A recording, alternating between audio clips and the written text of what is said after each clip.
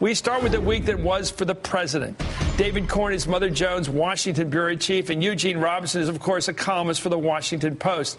They're both MSNBC political analysts. Gentlemen, let me ask you about this whole week and what it says about the authority of the president. I'm one of those who believes that power comes with the office, but authority has to be earned almost separately. That sense of power that comes through the way people look at you. Well, I think a president, first gets the job by winning an election, but then still has to prove himself by the way he performs.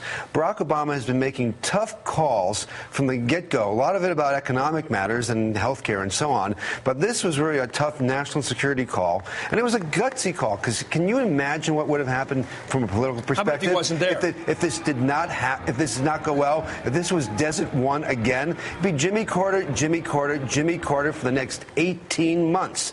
You remember those days. I know you're old enough. Oh, I know all about that. Not only was I there, I was there as a speechwriter. Exactly. I remember the hell of Desert One. And he had a lot of other choices. He could have tried to bomb, and then you don't get the intelligence bonanza that they're now working off of. So all in all, I think this was a big week for him in terms of performance, and that probably should have some political ramifications. 60 to 80% he was told going in. The reporting tells us. Yeah, 68%. That's not 90%. That's not a slam dunk.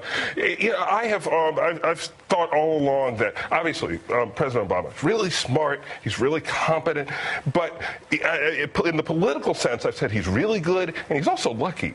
And you want him to notice be, what I've noticed. You want him to I be want a good, lucky president, but you want a lucky president too. Bin Laden was there. They got him. No Americans were not another American life was wasted on this guy. Who was the president, or was it Napoleon that said, "What kind of generals do you like?" And he said, "I like lucky generals," because he doesn't want to hear the excuses afterwards. Let's take a look at the president as this really incredible week began Sunday night. Let's listen to the president as he addressed us. 56 million Americans watched him late Sunday night. Let's listen. Today, at my direction, the United States launched a targeted operation against that compound in Abbottabad, Pakistan. A small team of Americans carried out the operation with extraordinary courage and capability. No Americans were harmed. They took care to avoid civilian casualties. After a firefight, they killed Osama bin Laden and took custody of his body. You know, we all like to watch polls in this business and watching the country. I want you to everybody home, watch this poll here. This is a series of 5 polls now showing before and after almost. On the left is the current poll in red. On the right is the one that was around before. Now, they're interesting because they all give him the natural, what we call a bump, which makes perfect sense. You never know how long these things are going to last if they do. But hey, look at the one at the bottom, Newsweek. Has Newsweek got problems? Well, is that meter, is that scale broken? That's is that a broken scale or what? Beyond the polls, I mean... No. Why is Newsweek say no change this week? Who knows? No, it's an outlier poll. This is statistics. There's always an outlier. Okay. But the important thing is, beyond the polls, what Barack Obama did this week, and this isn't why he did it, but he took that old Republican playing card, the weak on defense card. They played in the 2008 campaign. They were going to play it all the way to the 2012 campaign, the GOP, and they can't do that anymore. Are you weak on defense? I don't know. Go ask. Where'd that start? Because we have 3. I was going back in my brain on this today, thinking Franklin Roosevelt was a great war president. I mean, a great war president. He picked the right generals. He picked the right front. He won at Europe first and in Asia. He made the tough calls. Truman comes in, drops 2 atom bombs on the Japanese, ends the war, saves the lives of a lot of American servicemen. It was a brutal call, but he called it. Then he went into Korea, which a lot of people wouldn't have done. He was tough. Johnson fought maybe not a brilliant war, but he fought a tough war in Vietnam. Where's this idea that the Democrats in history haven't been willing to fight and try to be at least great patriotic leaders? Well, it's not grounded in history or fact, but but in the political sense, it has scored points for Republican candidates for the last several elections. David is right. It won't score points in the next election. What fascinates me, I think there's another political dimension. That sort of steeliness that you saw in that clip just now as he announced bin Laden's demise. That takes away this sort of Republican narrative that there's something sort of like he's done sort of effete and intellectual. Who was the? I got you. Overly, you Chicago treaty about him. That he wrings his hands. He can't be decisive. Right. Well, here's the president today, and this is really a keeper, I think, for people that care about what we have to do in this world. Here's the president at Fort Campbell today. Let's watch the president. That's, of course, New York. But here's the president just now, just a few minutes ago this afternoon. Let's listen. I came here for a simple reason, to say thank you on behalf of America. This has been a historic week in the life of our nation.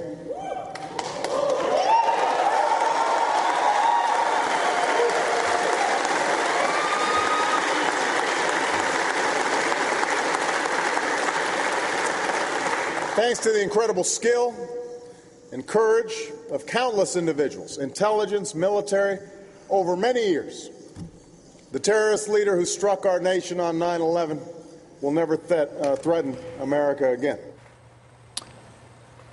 You know, I was thinking that this idea of cool, and I was thinking back on when people watch this program, really follow politics, and they have a lot of liberals watch the show, some conservatives. I have to say that they do watch the politics. Remember all during the fight, the intramural fight between President Obama when he was a candidate, a one-term senator from Illinois, Hillary Clinton, with all the power of the Clinton organization behind her, she was running 20 points ahead. And people like me were saying, Senator, get in the fight, will you? You're not in the fight. Throw some punches. You're right. Get in the fight. And weeks and months passed, and he was 20 points behind.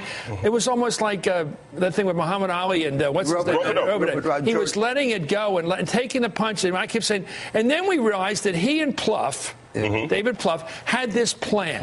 You tell this story. Ridiculous plan. They knew the caucus states, they knew the primary states. They had chosen where they would do well and where they wouldn't, and how they would do well, and they had it all laid out. And Tim Russert was following this. Late Tim Russert had that piece of he paper knew how with much he knew it. It was uncannily accurate. Their mantra was, it's about the delegates. Keep your eyes on the prize. Don't get distracted by polls. Bring the movie forward to the last couple of weeks. Yeah. There we had people running around, and I do think there's an ethnic piece to this. Now, I know there's an ethnic piece looking at these latest numbers, people who still think he wasn't. Let's look at this number about born inside the United States. There are still people in this country, 14% Republican, 16% conservatives, who say he's not born here based upon all the facts. This is driving while black. This is racist. This is awful. Gene talking. No, but you see, this is awful. You're absolutely right. I've written all along that there was a racial component of that. But you saw that decline from then to now of people who actually believe that nonsense. And I think those are the people. Among their complaints about President Obama is they didn't quite get him as commander-in-chief. They got military leader. They got him now. Well, what are they saying in the saloons tonight? Friday night at midnight. Down some truck stop along the road, some steak highway, and it says chops and steaks. What are they saying? Are they saying that? Do you think these guys are saying that?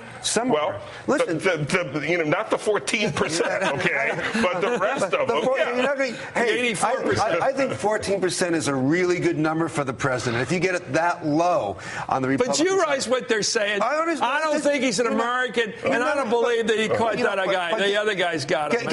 But that whole birther line is done with. He was killed by the birth certificate, but after getting Osama bin Laden, people. You think so? Oh, I think so. I don't think it will get any traction among the crazies who you can't get anyway. There are people who are beyond rational thought. You can't worry about them. Maybe that's 14%. Maybe that's what this poll shows. I'd say they're still asking for his driver's license. These guys. He's now a killer of Islamic terrorists. Before he was an Islamic terrorist. Okay, look, we got a crazy job number today. Positive. Every time we get a jobless number, there's two ways to look at it. Number of new jobs created or the rate. Now, the rate went up to 9 again, but look at this. 244,000 new jobs added last month. That means people are going back looking for jobs. People who had given up unemployment back at 9. But there's a more robust labor market out there. They're not sitting home giving up. It's not robust enough. Right, I know. Because you need 150,000 to keep even with population. We lost 8 million jobs in the Bush-Cheney recession, so $100,000 a month will take you a long time to get that back. But it's better. It's Cheney.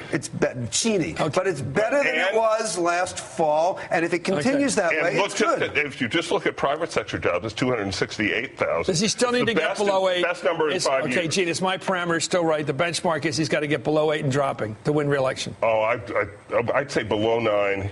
Okay. You are. This is like limbo. Get it in the 8. I say he's got to get below 8 get still. It in the 8. Below 8.4. I don't know. Okay. Plenty beats him if it's at 9. It depends who the Republican is. Okay. I mean, it's a good week for America, and I think those soldiers, thank you for service, guys, you're watching right now.